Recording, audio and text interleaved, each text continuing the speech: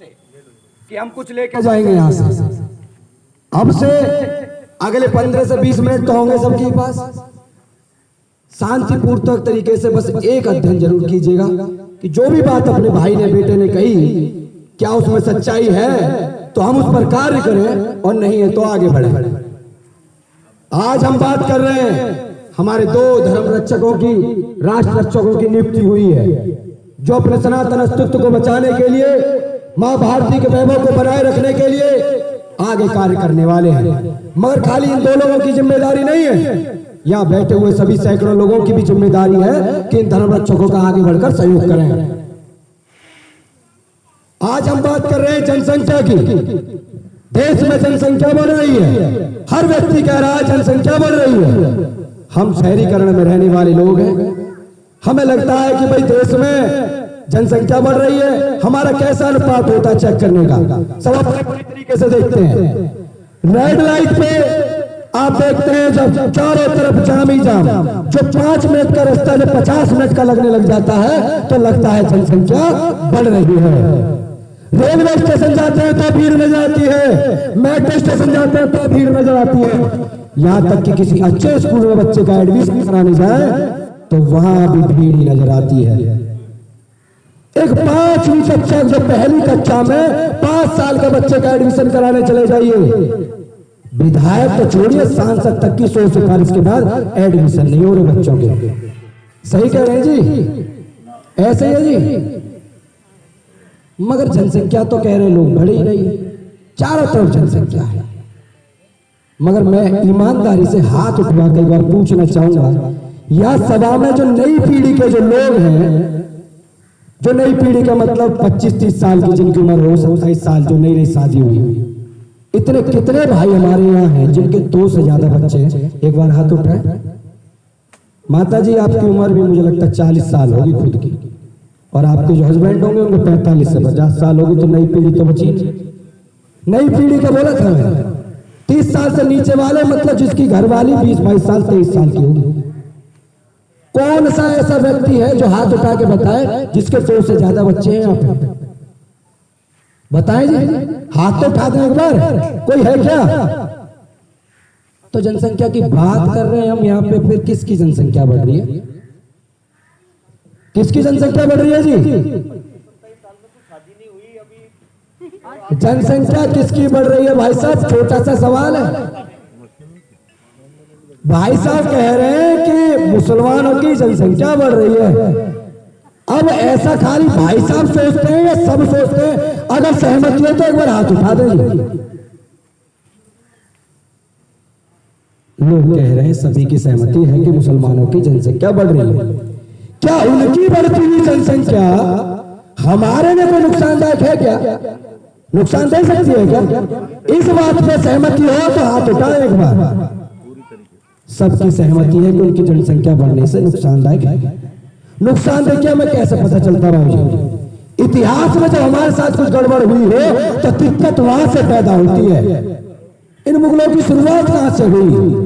एक आपके राजा हुआ करते थे सिंध प्रांत के, अगर इतिहास के झरोखे में थोड़ा सा झांक के देखा जाए तो सिंध प्रांत के राजा थे राजा दाहिर।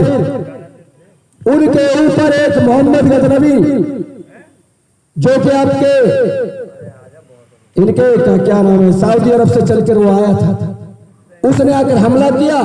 हमले में राजा दाहिर मारे जाते हैं। एक बात आपने सही देखी होगी कि युद्ध में योद्धा लड़ते हैं तो एक पराजित होता ही है। मगर इनके साथ में जो मुगल रहे, एक दिक्कत सबसे बड़ी क्या रही? राजा दाहिर को मारा और मारने के बाद जो सबसे बड़ा काम उन्होंने गलत किया, उनकी दोनों बेटियों को ले जाकर बगदाद के खलीफा को तोहफे सौंप दिया जाता है। मतलब पहला हाथ हमारी दौलत पे था, दूसरा हाथ हमारी इज्जत पे था। इस बात से जोड़ के देखिए, 711 ईस्वी से पहले कोई बलात्कार हिंदुस्तान में हुआ नहीं होगा। सनातन अस्तित्व में, सनातनियों में कभी बलात्कार शब्द उपयोग ही नहीं था। मगर मुगलों की शुरुआत होते ही हिंदुस्तान के माथे पर ठप्पा लग गया बलात्कार होना। इतिहास उठा के देखिए अपना, राजाओं ने लड़ाई लड़ी होंगी, मगर किसी की स्त्री पर कभी भी हाथ नहीं डाला होगा, चाहे रावण के साथ माता सीता का हो या द्रौपदी का चीरहरण हो, किसी ने इज्जत पर किसी की हाथ नहीं डाला। मगर मुगलों की शुरुआत ही ऐसी थी। चलिए आगे बढ़ते हैं, हम लोग आगे बढ़ने वाले थे। ये 300 से 400 साल तक निरंतर ऐसे कार्य करते रहे। 711 ईस्वी लेकर 1200 ईस्वी तक इन्होंने निरंतर अपने ऐसे प्रहार हम पे करते रहे। अकेला को मुगल आते रहे, मगर हम लोग ऐसे नहीं थे। ऐसा नहीं था कि हमारे लोग जो है लड़ाका नहीं थे, मगर हमारे साथ में एक चीज जुड़ी है कि हम बड़े दयावानु भी थे। एक उदारता का परिणाम हमने देखने को मिला। परिणाम जीता जागता कोई देखने को मिलता है तो वो है पृथ्वीराज चौहान। पृथ्वीराज चौहान जी के द्वारा 16 बार मोहम्मद गौरी को माफ किया, मगर इनका जब दाव चढ़ा इन्होंने माफ किया क्या है जी? नहीं किया, क्योंकि वह तो काफिर पे जो है गढ़ सा चलाना ही जायज है। ऐसा मैं नहीं कह रहा, ऐसा वो खुद ही कहते हैं। आपके साथ क्या नहीं हुआ? आपका जो है 1200 ईस्वी में आपने खुद ने देखा, आपके सोमनाथ का मंदिर जो गुजरात में स्थित है, एक छोटे से शहर गजनवी से चलकर मोहम्मद गजनवी नाम का एक लुटेरा चलकर आता है 4 से 5 हजार घुड़सवारों के साथ में। आपके 1.25 लाख हिंदू वहां भजन कीर्तन कर रहे थे। भजन कीर्तन करने वाले हिंदुओं पर जब वो हमला करता है तो वो भजन कीर्तन करने वालों की लोगों की मानसिकता क्या थी कि भैया लड़ने काम किसका? लड़ने काम देखो जी क्षत्रियों का है, क्षत्रिय लड़ेंगे ना। लड़ने का काम राजा का है तो राजा लड़ेगा ना। परिणाम क्या निकला? परिणाम ये निकला कि आपका मंदिर टूटा भी, मंदिर लुटा भी और 26,000 हिंदुओं मरा भी। परिणाम बदल सकता था। वो भजन कीर्तन करने वाले चिमटों को लेकर चुप बजा रहे थे, अगर उनको लेकर पीछे भी छोड़ते तो जिंदा ही मोहम्मद गजनवी को समुद्र में दफन कर देते ना। कर देते कि नहीं कर देते जी?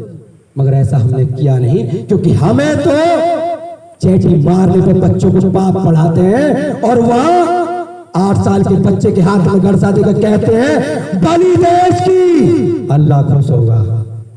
ऐसा मैं नहीं कहता, ऐसा खुद ही है ना। ये इतिहास उनका है, उसी इतिहास के दम पर वो कहते हैं ये हमारा, वो हमारा, ऐसा हमारा, वैसा हमारा, सब चलता है। मगर एक बात सोचने की है कि इससे होगा क्या? आगे बढ़िए, हम लोग आगे बढ़ने पर यकीन करिए। अकबर आया, महाराजो आपका औरंगजेब आया, टीपू सुल्तान आया, खिलजी आया, तैमूर लंग आया, इन सब लोगों ने अत्याचार पे अत्याचार किए। हमारी किसी ने मां बहन बेटियों को जो है निर्वस्त्र सीढ़ियों पर खड़ा किया। किसी ने जो है हमारे जो भाई बहन थे उनके सरफ कर्म कर करके रोडों पे बिछवाए।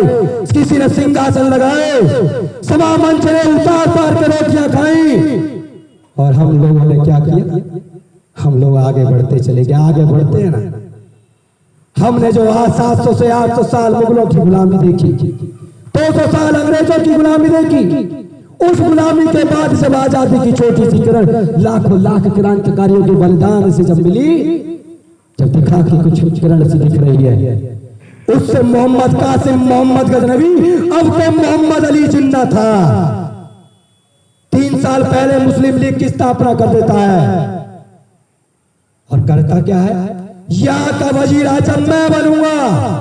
जब उसकी बात पर डिनाई किया जाता है, मना किया जाता है, तू यहाँ का वजीर आजम नहीं बन सकता, तो वो एक नारा देता है डायरेक्ट एक्शन डे का, बुरा मत मानिए, हमारे हालत में हाथ डाल के मां भारती की छाती पर चीरा चलाकर, आरा चलाकर 2 टुकड़े कर दिए गए।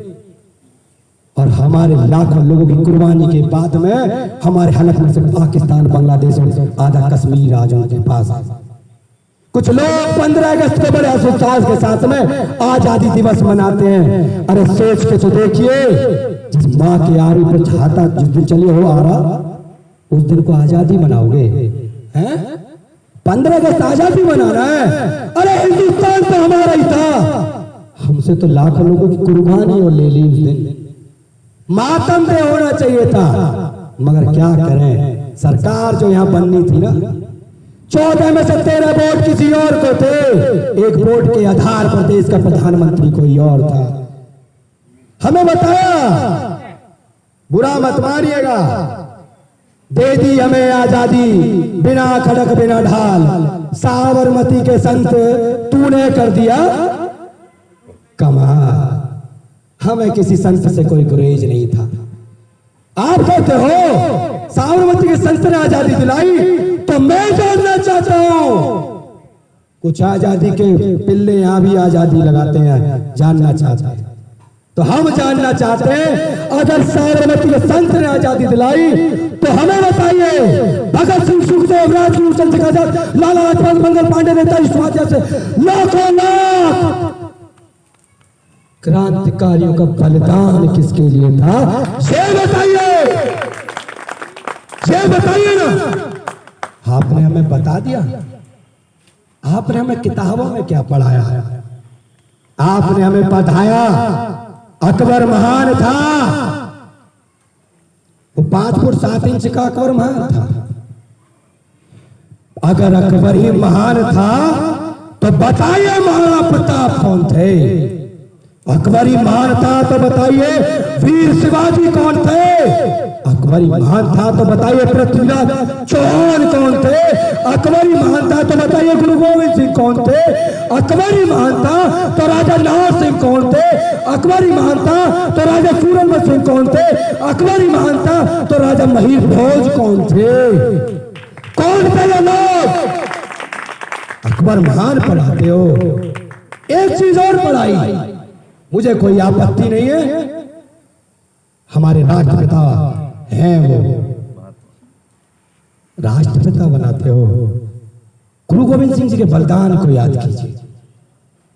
अरे जिसने धर्म राष्ट्र के लिए, याद रखिए शब्द को, जिसने धर्म राष्ट्र के लिए 2 बच्चों की कुर्बानी युद्ध में देता है, 2 बच्चों की कुर्बानी अपने जिंदा दीवार में चिनवाता है। जब उसकी धर्म पत्नी ये कहती है कि हीरे बेटे कहां है, तो उसने कहा कि घबरा मत, तेरे लाखों बेटे तेरे सामने खड़े हैं, तो बताइए इस देश का राष्ट्रपिता होना कौन चाहिए था। बताया ना, कौन होना चाहिए था जो धर्म राष्ट्र के लिए अपने बच्चों की कुर्बानी दे दे।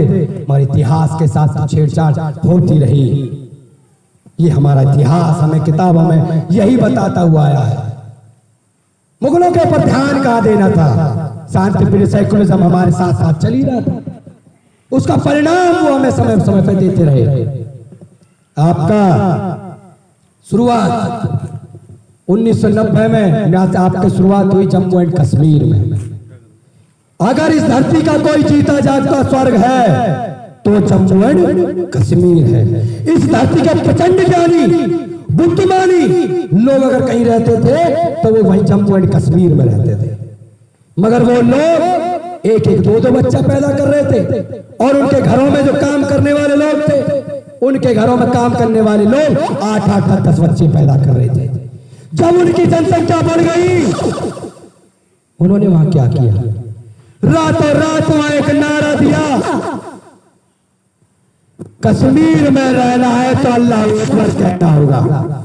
कश्मीर काफिरों का नहीं है, कश्मीर जो है काफिर खाली कर दे, घाटी खाली कर दे। रातों रात हमारे साथ में ये हुआ, 7.5 लाख कश्मीरी पंडित, डोगरे, जाट, राजपूत सभी को वहां से कश्मीर छोड़ के यहां भागना पड़ा। हमारी बहन बेटियों के साथ में आपने लूटी हुई, एक बाप ने अपनी बेटी की इज्जत सामने लुटती हुई देखी, एक भाई ने अपनी बहन की इज्जत सामने लुटती हुई देखी। हमारी माताओं बहनों ने अपनी इज्जत बचाने के लिए पहाड़ियों से कूद कूद के जान दी। कौन भूल सकता है रानी पद्मावती के बलिदान को याद कीजिए। जब खिलजी के द्वारा उन पर हमला किया गया, 16,000 महिलाएं झौर कर लेती है। सनातन अस्तित्व के लोगों को तो सोचने का यह भी विषय है, मगर छोड़ दीजिए उन्हें। वो इतिहास की बात रही होगी, मगर ये तो आप सभी के सामने हुआ ना। उनकी जनसंख्या बढ़ी, उन्होंने परिणाम दिखाए, मगर एक बात सोचिए कि आप तब सोच रहे होंगे ये इससे क्या फर्क पड़ेगा। आपने अभी तक जो बातें बताई हैं वो सभी इतिहास से हैं, मगर वर्तमान की स्थिति को भांपने की कोशिश कीजिएगा। 2013 का जंगा जो है दंगा याद करें, मुजफ्फरनगर कांड होता है। एक हिंदू बेटी की इज्जत जब लूटी जाती है, बार बार उस पर छेड़ा जाता है, जब उसका भाई उसका विरोध करने जाता है तो उन्हें मार दिया जाता है। सत्ता में लोग उनके विपरीत होते, पूरा समाज खड़ा होता है तो वो लोग हार जाते हैं। वरुण त्यागी को कौन भूल सकता है, एक बेटी की इज्जत की जो बार बार छेड़छाड़ कर रहे थे, जब वो विरोध करने के लिए बात कहने गया, विरोध भी नहीं किया उसने, विरोध करने ले जब गया उसे वहीं धारदार उसका हथियारों से उसकी लड़की जो उसकी मां थी तलवार देती है, काट देते हैं उसे। कौन भूल सकते हैं अपने भाई को जो है अभी गोलियों से भूना है, कौन भूल सकता है। एक बात आप सबको मैं कहना चाहूंगा, जाटों को देखना हो तो मुजफ्फरनगर कांड देखें, त्यागियों को देखना हो तो दिल्ली कांड देखें, और मैं बताऊं यादवों को देखना हो तो मथुरा कांड देखें, और अगर जब भैया गुजर हैं तो ग्रेटर नोएडा भी दादरी भूल मत जाना। शेर सिंह भाटी को बीच रोड पर काट दिया गया, हम कुछ नहीं कर पाए, प्रशासन बाद में, हम धुंकाड़े मारते फिरते हैं। जाटव सैनी समाज तेली बड़ी खटीक से हो तो जिला अमरोहा भैया कंवर सिंह तंवर साहब का क्षेत्र है, उसे याद करें। आए दिन हमारे साथ ऐसा होता है, हमारे साथ ऐसी घटनाएं होती रहती हैं, मगर हम लोग तो कहते हैं हमारे साथ थोड़ी हो रहा है, वो तो जाट है, गुजर है, यादव है, तेली है, बड़ीक है, हम भिन्न भिन्न होते रहे, वो अपनी आबादी बढ़ाते रहे। अब सोचने का विषय यह है आबादी से होता क्या है। हमारा देश एक लोकतांत्रिक देश है, लोकतंत्र की ताकत है वोट तंत्र, वोट तंत्र में ईवीएम मशीन है, मशीन में बटन दबता है और वहां फैसला देश का हो जाता है। आप चौधरी साहब, लंबादार, ठेकेदार, साहूकार, विधायक, एमपी, सांसद, प्रधानमंत्री, राष्ट्रपति, अंबानी, अडानी, सेनाओं के जनरल तक सही, और आपका बच्चा डॉक्टर, इंजीनियर, साइंटिस्ट तक सही। अगर आपके घर में 4 वोट हैं तो बाबूजी 4 ही वोट गिरेंगी, सही कह रहा हूं जी। और उधर फकरू कबाड़ी, चोर, लुटेरा, आतंकवादी, सारे गलत काम करने वाला, उसके घर में वोटों की संख्या 44 है। इमेजिन करके देखिए, सोच के देखिए, एक तरफ 4 वोट गिर रही होंगी, एक तरफ 44 गिर रही होंगी। अरे विधानसभा में विधायक तो छोड़िए, गांव के प्रधान बनाने की औकात नहीं रहने वाली हमारी। बिहार प्रवास पे था मैं, 32 जिले प्रवास किए, किशनगंज, अररिया, कटिहार और पूर्णिया, बिहार के 4 जिले खत्म, पश्चिमी उत्तर प्रदेश पूरा खत्म, बोलने के लिए बचा है 2-3 बिहार दिल्ली ऐसी फंस गई हैं वहां जो थाम रखा है। अब हमें करना क्या है, अब इससे होगा क्या। हमें दिक्कत सबसे बड़ी बाबूजी क्या है, विधानसभा में विधायक इनके तो मुख्यमंत्री इनका, लोकसभा में सांसद इनके तो प्रधानमंत्री किसका, मुल्लान का। अब एक बात सोचने की है, कुछ हमारे भाई बंधु हो सकते हैं यहां भी होंगे जो कहे हिंदू मुस्लिम मत करिए, हिंदू मुस्लिम की बात मत करिए, आप हमारे भाई हैं। अच्छा है, भाईचारे की मिसाल पेश करनी है।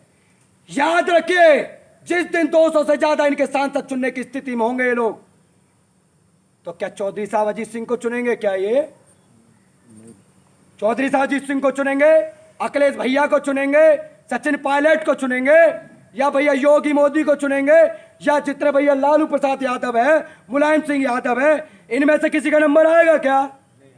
किसका आएगा फिर? अहमदुल्ला खान हो सकता है, फारूक अब्दुल्ला हो सकता है, महबूबा मुफ्ती हो सकती है, या फिर टीपू को सुल्तान जैसा ओवैसी का बाप भतीजा हो सकता है, बेटा भतीजा फारूक अब्दुल्ला का हो सकता है, या फिर आजम खान भी हो सकता है।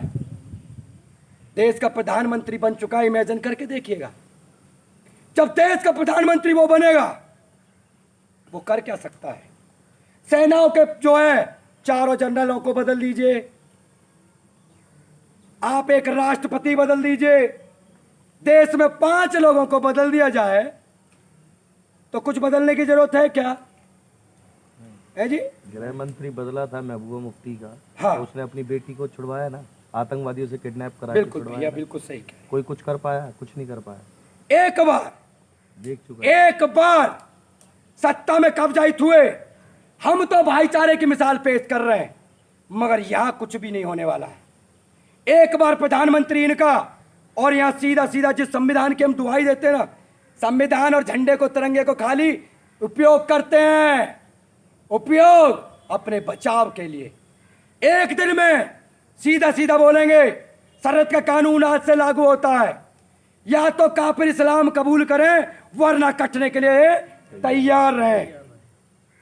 आपने तो एक एक दो दो बच्चा पैदा किया है, शेर एक जनो शेर जनो। चौधरी साहब की कोठी जबरदस्त है, बच्चे 2 ही होंगे इनके, हैं? वो कबाड़ी सेब संतरे बेचने वाला, वो यहां बेचता रहता है, इनके घर में से ही दाल रोटी चलती होगी उसकी निगाह एक एक पे है, एक एक पे निगाह है। वो कहते हैं अरे चौधरी साहब लंबरदार कोठी बनाओ, रहेंगे तो हम ही कल को, कैसे? वहां इस्लाम कबूल होगा, वो सीधा सीधा काफिर इस्लाम कबूल करें वरना कटने के लिए तैयार। कुछ लोग तो हमारे तैयार है टोपी पहनने के लिए। हम ये नहीं बोल सकते कि हम उनकी पैदाइश हैं जिन्होंने अपने खून से सींचा सनातन को। हम लड़ेंगे, हम लड़ेंगे, मगर एक बात सोचने की है, कैसे लड़ेंगे? अब तो यहां हमारी माता जी होंगी, बच्चा जब स्कूल से घर तक नहीं आता ना, कलेजा ऐसे ही करता रहता है, धकड़ धकड़ धकड़ धकड़, आएगा आएगा। 50 बार तो आधे घंटे अगर लेट आ जाए, जिस कॉन्वेंट स्कूल में पढ़ा रखा है वहां के प्रिंसिपल छोड़ो, ऊपर भी अगर कोई होता हो, सीधा सीधा कहां बच्चा रह गया, है या नहीं है जी? बिल्कुल, एक ही है। और एक बात सोचने की है, ये सूर्य के पिल्ले जिन्होंने 8-8 10-10 जने हमारे बच्चों को आपने सिखाया है चैटी मारने वो पाप, और यहां 8 साल के बच्चे के हाथ में सिखाया है कर्जा देके कि बलि दे अल्लाह खुश होगा। तो उसकी मानसिकता तो सेट है, खून देखना चाहता है वो 8-8 10-10 आपके घरों में चढ़ रहे होंगे। एक एक बच्चों की माएं अपने के कलेजे के टुकड़े को गले से लगाएंगी और कहेंगी सब कुछ ले जा, इसे छोड़ जा भैया, है नहीं? और जो एक एक शेर जना है उसकी सुन लो, वो खड़ा है। एक बात सोच के देखिए, आज हम गाय भैंस की जान बचाने की बात करते हैं, आने वाला समय तो ऐसा होगा हम अपनी मां बहन बेटी की इज्जत की रक्षा नहीं कर पाएंगे, क्योंकि अकेला शेर खड़ा होगा, वो बाप बचाएगा, बहन बचाएगा, मां को बचाएगा, अपनी बीवी बचाएगा, बच्चे बचाएगा, घर बचाएगा, घेर बचाएगा, गाड़ी बचाएगा, क्या क्या बचाएगा, क्या बचाएगा जी? दंगे में कोई किसी का नहीं होता। पीर जी बैठे हैं, अच्छी तरीके से भली भांति 1984 देखा है, सन 47 में याद कराइए ना, जो सब कटते चले गए। ये दंगे अपना अपना देखते हैं, हमारी एक ही मांग है। हम देखिए जी, कोई मारने काटने की बात करी है जी, मारने काटने की बात करी हमने, कहा काटो मारो किसी को, कोई मारने काटने की बात करी है नहीं जी? हाँ ना तो कह दो, नहीं कही ना? हमारी मांग क्या है? हम तो एक चीज चाहते हैं जी, एक नारा था जो इंदिरा गांधी जी के समय दिया गया, हम दो हमारे दो, हम दो हमारे दो, जिसे हिंदू के माथे पर तो चुपका दिया गया। हिंदू चाहे 500 रुपए के लालच में उसे अपनी नसबंदी करवानी पड़ी हो, नौकरी के इंक्रीमेंट के चक्कर में उसने चाहे 2 ही बच्चे पैदा करे हो, हिंदू तो उस जाल में फंस गया। और दूसरी तरफ तो वो गजवा हिंद विचारधारा थमने का नाम नहीं ली। 8 के 10, 10 के 12, 12 के 18, 18 के 24 जनसंख्या बढ़ाते रहे। 37 करोड़ की आबादी में 3 करोड़ की जनसंख्या दोबारा से जो 25-30 करोड़ हो गई। आप जो 96% थे, इसी देश में 78% रह गए। पाकिस्तान में जो आपका हिंदू 23% था, वो जो SC ST वर्ग जोगिंदर नाथ मंडल जिन्हें अपनी लालच के चक्कर में वहां ले गया था, उनके जो पतन करवाते करवाते 1-2% रह गए। 33% हिंदू बांग्लादेश में था, वो हिंदू वहां से पलायनवादी होकर इस्लाम उन्होंने कबूल कर लिया। मगर इस सेकुलरिज्म धर्मशाला इसलिए कहूंगा, 1947 में जो बंटवारा हुआ वो धर्म के आधार पर था। मगर यहां जो बची कुछ धर्मशाला थी, यहां मुसलमानों ने अपनी जनसंख्या बढ़ा बढ़ा के आज अपनी आबादी को 18 से 20% कर चुके हैं। वो आबादी बढ़ा चुके हैं। और हम क्या चाहते हैं? जो इंदिरा गांधी जी ने कहा कि हम दो हमारे दो, हमारा नारा थोड़ा सा आगे बढ़ के है, हम दो हमारे दो तो सबके दो हों। और जो 2 बच्चों से ज्यादा पैदा करे उसकी सभी सरकारी सुविधाएं समाप्त की जाए, उसका वोटिंग राइट समाप्त किया जाए। और ये गजवा हिंद विचारधारा भाई साहब वो कहेंगे, ये ध्यान रखें, कुछ दिन सुख सुविधाओं का लाभ नहीं लेंगे, कुछ दिन वोट नहीं डालेंगे, बच्चे फिर भी वो पैदा करते रहे। अगर ये गजवा हिंद विचारधारा नहीं माने, चौथे बच्चे की तरफ अग्रणी हो तो 10 साल की सजा का प्रावधान भी हो। इन मांगों के साथ में जनसंख्या समाधान फाउंडेशन निरंतर पिछले 7 साल से काम कर रहा है। तो बाबूजी एक बात पूछना चाहूंगा, सभी यहाँ जो सम्मानित और क्षेत्र के धर्म रक्षक जो बैठे भाई हैं, जो बातें कहीं अगर इस बात से सहमत है तो एक बार हाथ उठाइए। सहमत है तो मैं चाहूंगा भैया एक बार आप इधर आ जाए।